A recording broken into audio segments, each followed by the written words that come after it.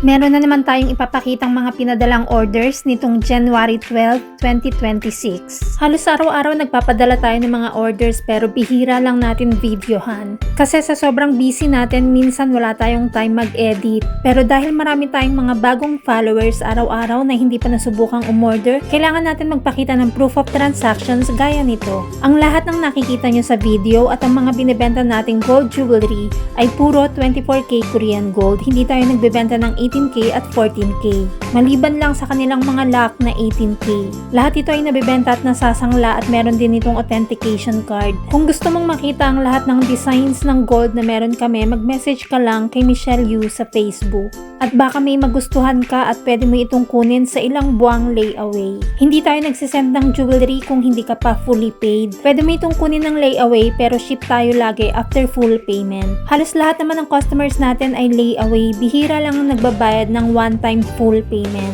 Maganda at mas pabor ang layaway sa customers kasi mahirap mag-ipon ng pambili ng gold. Kapag hawak mo ng cash yung pera, sigurado ako magagastos mo yan. Biglang mapapabili ka ng bag, ng damit na hindi mo naman kailangan. Hanggang sa yung pinag-iipunan mong gold, wala ka ng pambili. Kaya kung naghahanap ka ng layaway, isa kami sa mapagkakatiwalaan mong jewelry shop sa Facebook. Kaya follow mo na rin kami sa Facebook para updated ka.